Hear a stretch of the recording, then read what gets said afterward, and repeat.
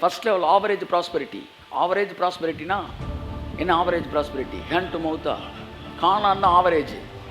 கானான் என்ன? பாலும் தேனும் நதியாய் ஓடுகிற வாழ்க்கை, இடரல் இல்லாத வாழ்க்கை, இடைஞ்சல் இல்லாத வாழ்க்கை, எதிரிகள் இல்லாத வாழ்க்கை, நலமும் விசாலமுமான வாழ்க்கை, பாலும் தேனும் ஓடுகிற வாழ்க்கை.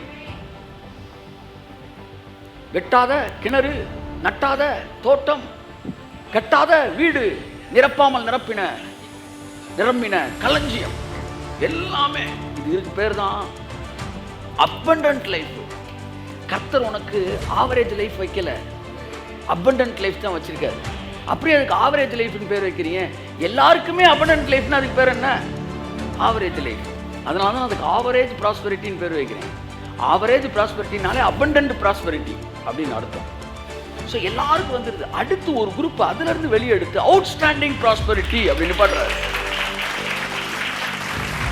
அவன் என்ன திரும்பி பார்க்குற மாதிரி ஒரு ஆள், அவுட்ஸ்டாண்டிங் ப்ராஸ்பெரிட்டி. அதுக்கப்புறம் தான் அல்டிமேட் ப்ராஸ்பெரிட்டின்னு வருவார். That is completely super natural.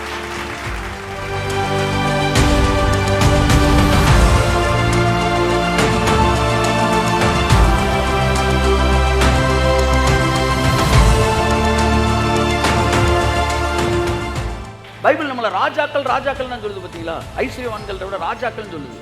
ஏன் சார்? பணம் வச்சிருக்கிறேன், பணக்காரன். ஆனா பணக்காரன் வேற, ராஜா வேற. பணக்காரன் பணத்தை வாங்கிட்டே இருப்பான். ராஜா பணத்தை வாங்கவும் செய்வான், கொடுக்கவும் செய்வான். தேவன் உன்னை பணக்காரனா வச்சிருந்தாருன்னா நீ பணம் வைத்திருக்கிற பிச்சைக்காரன். ஆனா ராஜா என்றால் அவன் எவ்வளவாய் வாங்குகிறானோ அவ்வளவாய் கொடுப்பான், எவ்வளவாய் கொடுக்கிறானோ அவ்வளவாய் அறுப்பான். ராஜாவோட வாழ்க்கை விதைப்பு அறுப்பு வாழ்க்கை.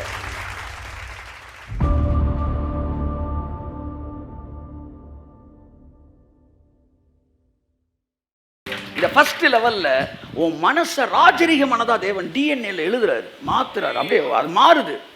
அட்டன் பண்ண ஆரம்பிச்சோன்னு மாறுது. இந்த கூட்டம் முடிகிறதுக்குள்ள கர்த்தர் உனக்கு அற்புதம் செய்வான்னு பேசணும். நிறைய பேருக்கு டோக்கன், நிறைய பேருக்கு தொடங்கி முடிஞ்சு போகிறதுக்குள்ளே வேலைக்கு வந்து என்ன வருது? ஆமாம், ஆர்டர் வருது, அப்பாயின்மெண்ட் ஆர்டர் வருது. இன்னைக்கு காலையில் எனக்கு சாட்சி சொல்கிறாங்க. நேற்று இதெல்லாம் என்னென்னா சாம்பிள்ஸு. ஆமாம், ஒரு சாம்பிள் சேஷை தருவாங்கல்ல, நல்லா இருக்கா, அப்போ பெரிய பாட்டில் வாங்கிருன்ற மாதிரி நடக்க ஆரம்பிக்குது. ஸோ கடவுள் இந்த கடைசி நாட்களில் ப்ராஸ்பெரிட்டியை வந்து என் டைம் ப்ராஸ்பெரிட்டியை ஊற்ற ஆரம்பிச்சிட்டார். சூஸ் பண்ண ஆட்களை கிங்காக மாற்ற போகிறார். அவங்கள வச்சு இந்த உலகத்தை மாற்ற போகிறார். அதுதான் மேட்ரு. நீங்கள் டிரான்ஸ்ஃபார்மர்ஸ். அதனால தான் பேசிக்கிட்டு இருக்காரு. லேண்டு டிரான்ஸ்ஃபர்மேஷன் நடந்துகிட்டு இருக்கு. இப்போ ஐஸ்வர்யம் நான் பேசலை, லேண்டு டிரான்ஸ்ஃபர்மேஷனாக பேசிக்கிட்டு இருக்கிறேன். சரி, அன்புக்குரியவர்களே, அப்போ உலகம் தர ஐஸ்வர்யம் வேற, தேவன் தர ஐஸ்வர்யம் வேற.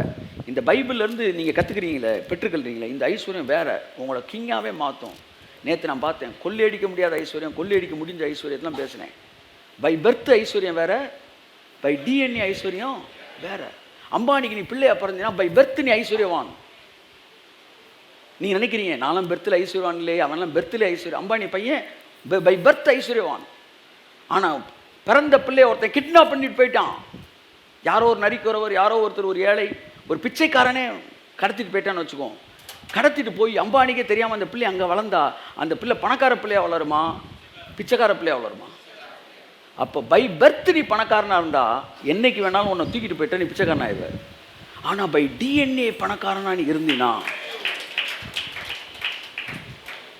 ஈசாக்கோட ஆபிரகாமுக்கு டிஎன்ஏல பணம், ஈசாக்கு டிஎன்ஏல பணம், யாக்கோபுக்கு டிஎன்ஏல பணம். அதனால் அப்பா விட்டுட்டு கையில் ஒன்றுமே இல்லாமல் போகிறான், பணக்காரன் ஆகிட்டான். அடுத்து இவன் பிள்ளைய கிட்னாப் பண்ணி தூக்கிட்டு போயிட்டான், அவன் பணக்காரன் ஆகிட்டான். கையை தட்டு. We are not rich by birth, we are rich by DNA. கையை தட்டி ஆமென். ஆரபா கபாலா சந்துரபா. பை பர்த் பணக்காரன்லாம் தூக்கிட்டு போயிட்டா ஏழை ஆயிடுவான். பை டிஎன்ஏ பணக்காரன் கடத்திட்டே போனாலும் அவனை எங்கே போய் போட்டாலும் அவன் எந்திரிச்சா பணக்காரனாக தான் எந்திரிப்பான். அவன் வளரும் போது அவன் பணக்காரனாய் வளர ஆரம்பிப்பான். ஏனென்றால் அவனுடைய பணம் அவங்க அப்பா குடும்பத்தில் பிறந்த நாள் அவனுக்கு வரல, அவன் டிஎன்ஏல எழுதி இருந்தனால வருது. இந்த டிஎன்ஏல எப்படி உனக்கு எழுதுறாரு, எப்போ இந்த டிஎன்ஏல ஐஸ்வர்யமான உனக்கு எழுதப்படுது, இதெல்லாம் நேற்று நாங்கள் பேசணும். இதே இப்போ சொல்கிறீங்க வரல, ஐயோ வராமல் போயிட்டோமே அப்படின்னு நினைக்கணும்ல, உங்களை நினைக்க வைக்கணும்ல. அதனால் ஒரு சாம்பிள் எடுத்து அப்படி அப்படி கொடுக்கணும். ஐயோ அடுத்த தடவையாச்சும் நம்ம அட்டன் பண்ணணும் அப்படின்னு நீங்கள் நினைக்கணும்ல. நீங்கள் அதை மிஸ் ஆகாமல் நீங்கள் அந்த ஆசீர்வாதம் கிஸ் பண்ணுறத நீங்கள் வாங்கணும்ல. That's why I giving some what's that சிதறிய முத்துக்கள், scattered pearls. So my god bless you என் அன்புக்குரியவர்களே. ஸோ இந்த ஐஸ்வர்யம் உலகம் தர ஐஸ்வர்யத்தை பற்றி நம்ம பேசலை, பைபிள் சொல்கிற ஐஸ்வர்யம். இந்த ஐஸ்வர்யம் எப்படி லொக்கேட் பண்ணுதுன்னா, அவன் ஆசீர்வாதத்தை வாசிங்க, 10 நிமிஷத்தை முடிக்கணும், விரும்பாமல் போனான். அது அவனுக்கு அப்போ நான் நினச்சேன் இவ்வளோ நாளாக எனக்கு ஆசீர்வாதம் வேணாம்பா, எனக்கு வேணாம்யா, பணம் வேணாம்யா அப்படின்னு சொல்கிறான். அவனுக்கெல்லாம் பணம் வரமாட்டேன்து அப்படின்னு நினச்சேன். ஆனால் உண்மை என்ன தெரியுமா? எவனாச்சும் பணம் வேணான்னு சொல்லுவானா இந்த உலகத்தில்?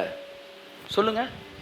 எனக்கு பணம் வேண்டாம் அப்படின்னு சொல்கிறவனுக்கு பணம் வராது, அப்படி தான் பைபிள் சொல்லுது போல் அப்படின்னு நான் நினச்சேன்.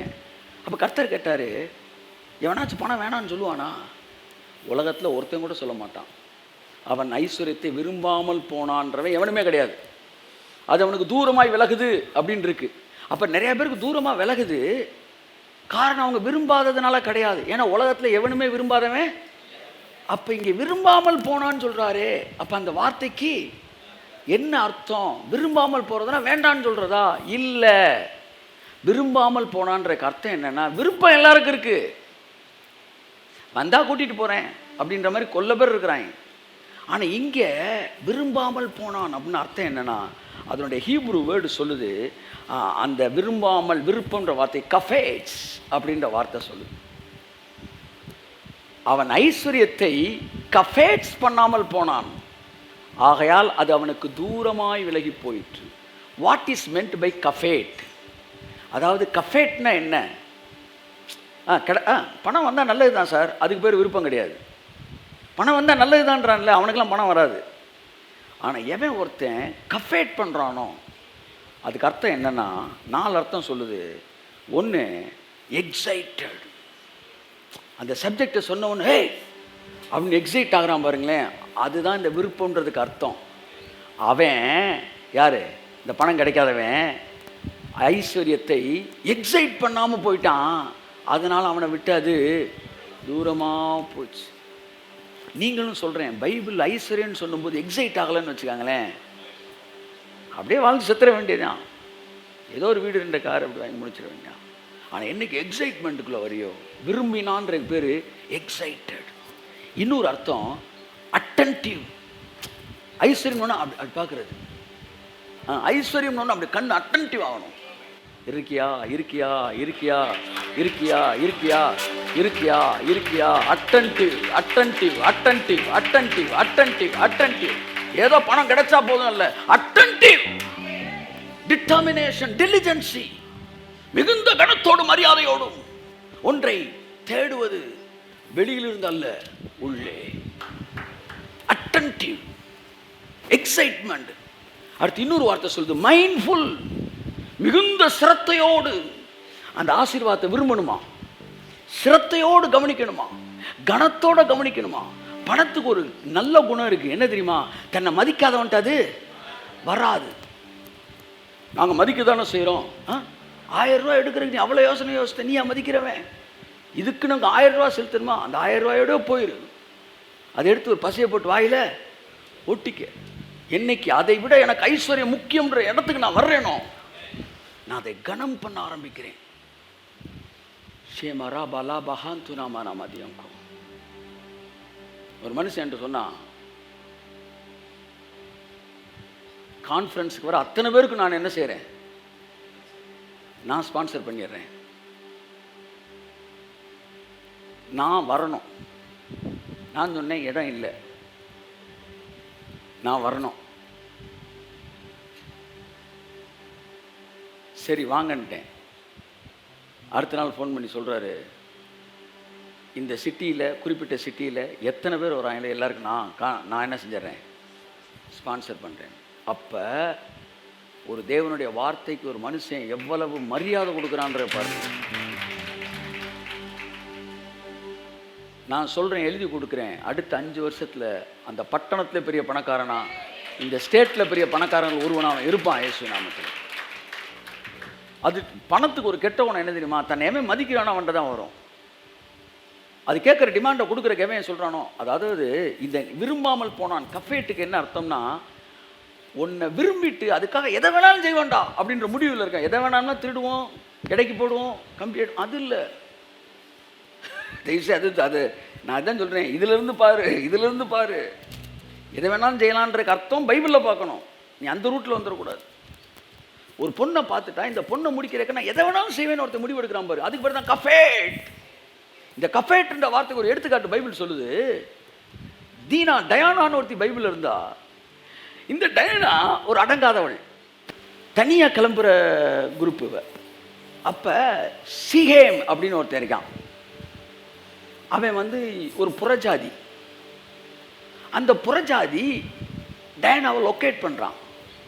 பண்ணிட்டு என்ன செய்கிறான், டயானாவை தூக்குடான்னு, அவ்வளோ அழகாக இருக்கான்னு சொல்லிட்டு தூக்கிட்டு போயிடறான். தூக்கிட்டு போன உடனே அவங்க அண்ணன் தம்பிகளுக்கெல்லாம் அந்த மேட்ரு தெரிஞ்சிருச்சு. கஃபேட் ஐஸ்வர்யம் யார்கிட்ட வருதுன்னு சொல்ல வரேன். அவன் ஆசீர்வாதத்தை விரும்பாமல் போனான். விருப்பம்ங்கிற வார்த்தை கொடுங்க, கொடுத்தா வாங்கிக்கிறேன், அது கிடையாது. அந்த விருப்பம்ன்ற வார்த்தைக்கு அர்த்தம் சொல்லிகிட்டு இருக்கிறேன். கஃபேட் அவன் தான் எனக்கு வேணும் தூக்கிட்டு போனவன். அவன் அண்ணன் தம்பி 12 பேர் தெரியாதனவ கை வச்சிட்டான். பார்த்தா உள்ளேருந்து பொதுன்னு வராங்க. அவன் அண்ணன் தம்பி 11 பேர் வந்துட்டாங்க. வந்த உடனே பார்க்குறாங்க, இவனை கொன்னே பண்ணுட்டா, தங்கச்சியை தூக்கிட்டு வந்துட்டான்டான்னு பார்த்தோன்னே அங்கிட்டு பார்த்தா பின்னாடிக்கே ஒரு 100 அவங்க பின்னாடி, அவன் பெரிய பணக்கார வீட்டு பையன் போல் பின்னாடி ஒரு 100-200 பேர் இருக்காங்க. அண்ணன் தம்பி முடிவு எடுக்க எப்படி அவங்கள தூக்குறது, சரி வேறு மாதிரி பேசுவோன்னு கிட்டக்க வந்து சொல்கிறாங்க, இங்கே பாரு என் தங்கச்சி அவனை கொடுக்குறது எந்த ஆட்சேபனையும் இல்லை, சரியா? ஆனால் ஒன்று, நாங்கள் விருத்த சேதனம் பண்ணால் தான் நாங்கள் என்ன செய்வோம், பொண்ணு தருவோம். நீ பண்ணிக்கிறியாடான்னு கேட்குறாங்க. ஐயோ விருத்த சேதனமா சார், வேணாம் சார் அப்படின்னு அவன் என்ன செய்யலை, பயப்படலை. வலிக்கும் சார் சொல்லலை. பைபிள் சொல்லுது, அவள் மீது வைத்த விருப்பத்தினால் அவன் உடனடியாக அதற்கு ஒத்துக்கொண்டான். கஃபேட் உன்னை விரும்பிட்டா அதுக்காண்டி எதை வேணாலும் செய்யணுன்ற முடிவுக்கு வரான் பாரு, அதுக்கு பேர் கஃபேட். இவங்க என்ன பிளான் பண்ணா, விருத்த சேதனம் பண்ணி 3ஆவது நாள் வழி பயங்கரமாக இருக்கும், அந்த நேரத்தில் உள்ளே போகுது அம்புட்டு பேர் வெட்டி வீழ்த்துறோன்னு பிளான் பண்ணி அதே மாதிரி செஞ்சுட்டாங்க. இப்போ கதை அது கிடையாது. கதை என்னன்னா, உன்னை விரும்புறதுன்னா கிடைச்சா வாங்கிட்டு போகிறேன், ஐஸ்வர்யத்தை பற்றி பேசுங்க கேட்குறேன், ஓசியில் பேசுனா கேட்குறேன் சார், கான்ஃபிடன்ஸுக்கு வந்துடலாம் அப்படின்றாங்கல்ல. அவங்க எல்லாம் விரும்புகிறாங்க, ஆனால் கஃபேட் இல்லை. ஆனால் பைபிள் விரும்புகிறவன்ட்டு வரல, coveted. Mindfully delighted or excited on richness, mindful of richness, delighted attention. உன்னை பார்க்குறப்பவே எப்படி சினிமாவில் ஃபஸ்ட்டு சீன் ஹீரோவை காட்டுறப்ப அப்படி பார்க்குறப்ப அப்படி அட்டென்ஷன்னு, சுமாரா சுமாரா, எப்படி டிலைட்ஃபுல் அட்டென்ஷன். ஐஸ்வர்யத்தோட ரகசியத்தை பேசிகிட்டு இருக்கிறேன், இருக்கீங்களா? என்ன மண்டே கூட ஆட்ட மாட்டேன்றீங்க? டிலைட்ஃபுல் அட்டென்ஷனா இது? அதான் கிளாஸில் மேக்ஸ் கிளாஸை கவனிக்கிறீங்களா, அது அட்டென்ஷனு. ஆனால் சினிமாவில் ரஜினி வரதை பார்க்குறீங்களா, அது டிலைட்ஃபுல் அட்டென்ஷனு. பைபிள் சொல்லுது, அவன் ஆசீர்வாதத்தை டிலைட்ஃபுல்லாக அட்டென்ஷன் பண்ணாமல் போனான், ஆகையால் அது அவனுக்கு தூரமாய். கையை தட்டி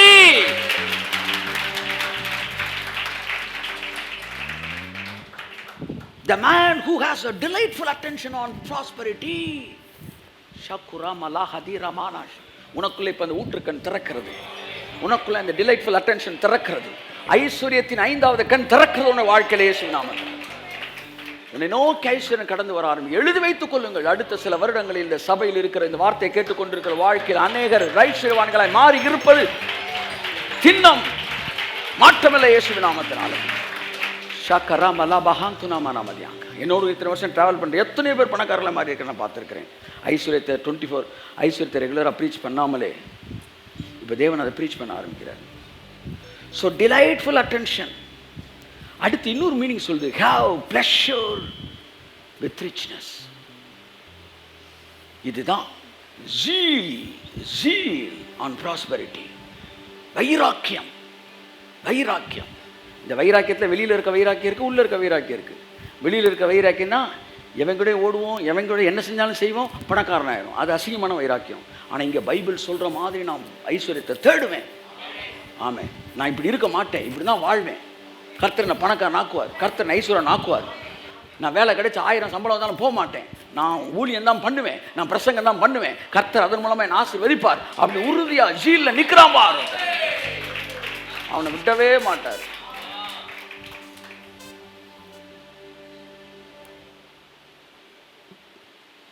டிலைட்ஃபுல் அட்டென்ஷன். அப்படியே சிரிச்சுக்கிட்டே சந்தோஷத்தோட அப்படியே அட்டென்ஷன், கண்ணை வச்ச கண்ணு வாங்காமல் அப்படி பார்க்குறது. பைபிள் சொல்கிற ஐஸ்வர்யத்தை நீ மட்டும், நான் சொல்கிறேன், என் கூட நீ ட்ராவல் பண்ண கடந்து வருவாயானால், ஆவியானவரோட ட்ராவல் பண்ண வருவாயானால், அடுத்த சில வருஷங்களுக்குள்ள உன் சந்ததி பார்க்காத ஐஸ்வர்யத்தை உன் வாழ்க்கையில் நீ பார்ப்ப. சப்டியூ யுவர்செல்ஃப், ரெசிப்ரோகேட். தீனால் உனக்கு வேணுமாடா? ஆமாம் வேணும். விருத்தசேதனம் பண்ணுறேன், அதெல்லாம் பண்ண முடியாது, வேணா ஓசியில் கொடுங்க, கூட்டிகிட்டு போகிறேன் அப்படின்னு சிகேம் சொல்லலை. உடனே பண்ணுறேன் சார் நான். டிலைட்ஃபுல். அவன் வந்து என்ன சொல்கிறான், வந்து சந்தோஷமாக அதை ஏற்றுக்கிட்டான். That is what reciprocating. சும்மாவா வந்தவனுக்கெல்லாம் கொடுக்கறதுக்கு அது என்ன களிமண்ணா? பணத்துக்குன்னு ஒரு மரியாதை இருக்கு, ஐஸ்வர்யத்துக்கு ஒரு மரியாதை இருக்கு. தருத்திரனுக்கெல்லாம் பணம் கிடைக்காது. என்ன சார், தருத்திரர்கள் தானே சார் கர்த்தர் இது பண்ணாரு, நீங்கள் தருத்திரம் கிடைக்காது. வாழ்க்கையில் தருத்திரம் இருந்தால் பிரச்சனை இல்லைடா, அவன் கொடுத்துருவாரா. புத்தியில் தருத்திரம் இருக்கக்கூடாது. என்னைக்கு புத்தியில் தருத்திரம் வருதோ அன்னைக்கே பணம் அங்கனுக்குள்ளே நின்றுக்கிறோம். அதை தாண்டி என்ன செய்யாது, போகாது.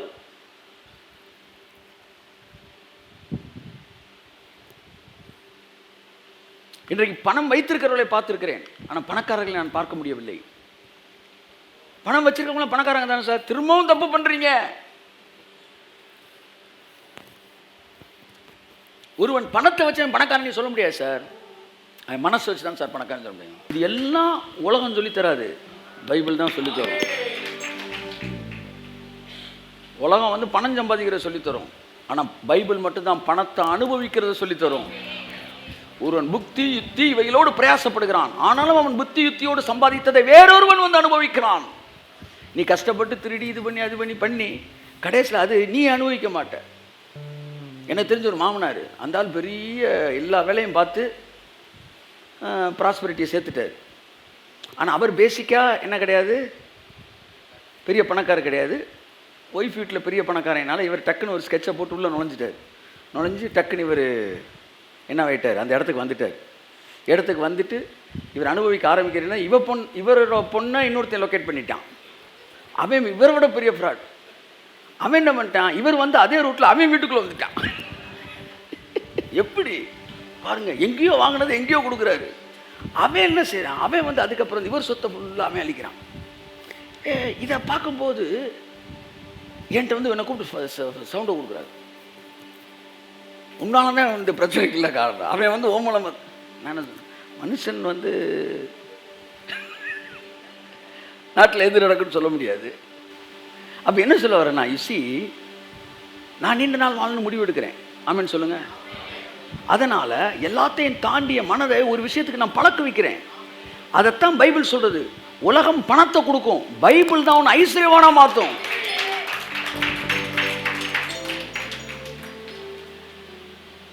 பதினஞ்சு வருஷத்துக்கு முன்னாடி 20 வருஷத்துக்கு முன்னாடி போய் ஒரு டிவிஎஸ் விக்டர் வாங்குறதுக்கு முன்னாடி 20 விக்டரை செலக்ட் பண்ணுறோம். இது சரியில்லை அது சரி. ஒரு மெக்கானிக் வர கூப்பிட்டு போய் அவனுக்கு ஒரு 100 ரூபா இருந்தா சைலன்ஸரை கையில் வச்சு மூடிக்காங்க சார், மூடிட்டு ஆக்சிலேட்டர் கொடுக்கணும், துப்பு அப்போ தான் சார் சவுண்டு வருதான்னு பார்க்கணும். கையை வச்சுட்டான் ஒரு ஆக்சிலேட்டரை துப்பு இது சரியில்லையே. ஒரு டிவிஎஸ் விக்டர் வாங்குறதுக்குள்ளே அங்கே இருக்கிறவனெல்லாம் பாடாப்படுத்தி அது ஒரு 30,000 ரூபா வண்டி. நேற்று போய் 1 கோடி ரூபாய்க்கு ஒரு வண்டி வாங்கிட்டு வரோம். ஏன் தட்ட மாட்டேன்ற நீ வாங்கணும்னா. ஆனால் அந்த வண்டியை வாங்குறதுக்கு முன்னாடி போய் அது கலரை கூட நான் பார்க்கல. அவன் டெலிவரிக்கு என்ன கூப்பிட்றப்ப கூட நான் வீட்டுக்கு கொண்டு வந்துருக்கேன்றேன். அங்கே ஒரு 20 பேர் ஃபுல் காஸ்டியூமில் கேக் கட் பண்ணுறதுக்கு செலிப்ரேட் பண்ணி நிற்கிறாங்க. நான் சொல்கிறேன், வாங்குறேன் நானே செலிப்ரேட் பண்ணி நீங்கள் இருக்கீங்க, வந்து வீட்டில் நிப்பாட்டிருங்க, நாளைக்கு கான்ஃபரன்ஸ் இருக்குது வேணும் வாங்க சார். அப்போ என் ஒய்ஃப் சொல்கிறா, என்னங்க போய் வண்டியை கூட பார்க்க மாட்டேன்றீங்க, ஆனால் உண்மைக்கு நீங்கள் பணக்காரன் ஆகிட்டீங்க. ஆமாம் நான் பணக்காரன் ஆகிருக்கிறேன். இங்கே போய் நீங்கள் மெர்சிடிஸில் போய் சைலன்ஸரை மூடிட்டான், கொஞ்சம் ஆக்சிலேட்டரை கொடுங்க சார், வண்டி நல்ல வண்டியாக பார்ப்போம் அப்படின்னா. நீ எங்கேயோ பணத்தை வாங்கிட்ட, ஆனால் பணத்தை நீ திருடிட்டு வந்திருக்கியான்னு எனக்கு சத்தியமாக இருக்கு. So the world may give you money, but Bible only make you a rich man. கையை தட்டி ஆமென்.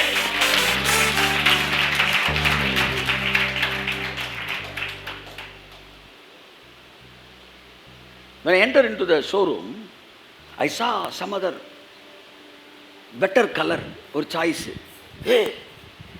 இந்த கலர்லாம் போடுறீங்களாடா வண்டி? ஆமாம். இது புக் பண்ணிட்டு ஒன்றும் செய்ய முடியாதா? ஒன்றும் செய்ய முடியாது.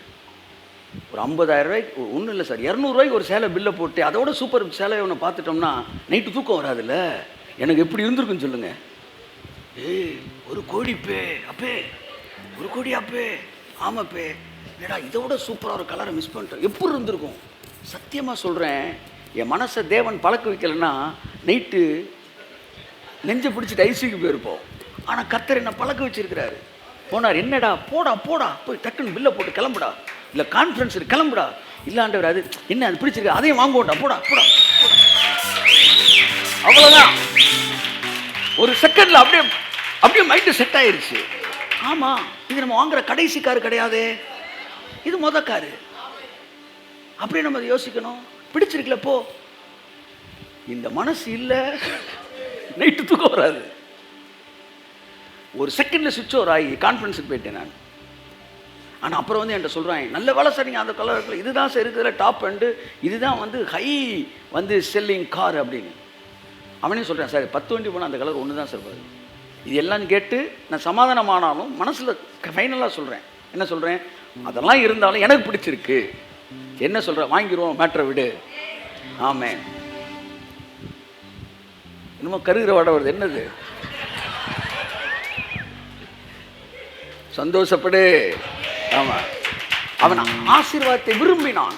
Delightful attention, delightful attention. பொருட்களை சொல்லவில்லை. இப்போ பாருங்க, நான் பொருட்களை போய் பார்க்கணும்னே முடிவு எடுக்கல, ஆனால் அட்டென்ஷனை பேசிக்கிட்டு இருக்கீங்க சார். நேற்று நீங்கள் போய் பார்க்க கூட மாட்டேன்ட்டீங்க. ஐயோ, பொருட்கள் மீது இருக்கிற அட்டென்ஷனை சொல்லலை, ஐஸ்வர்யத்தின் மீது இருக்கிற அட்டென்ஷனை பேசிட்டு இருக்கிறேன். பைபிள் சொல்ற ஐஸ்வர்யத்துக்கு அட்டென்ஷனை பேசிட்டு இருக்கிறேன், ஐஸ்வர்யத்தை படிச்சுக்கிட்டு இருக்கிறேன். சார் காரை கொஞ்சம் பாருங்க சார். காரை நான் பார்க்க முடியாது, போடா. ஐஸ்வர்யத்துக்கு புரியுதா உங்களுக்கு? காரை பார்க்கறது பேர் ஐஸ்வர்யம் இல்லை, கார் பார்க்க நேரம் இல்லை எனக்கு, நான் ஐஸ்வர்யத்தை படிச்சுக்கிட்டு இருக்கிறேன். அதுதான் ஐஸ்வர்யத்தை குறித்த அட்டென்ஷன். அவன் அதை விரும்பினான், அது அவனுக்கு வரும்.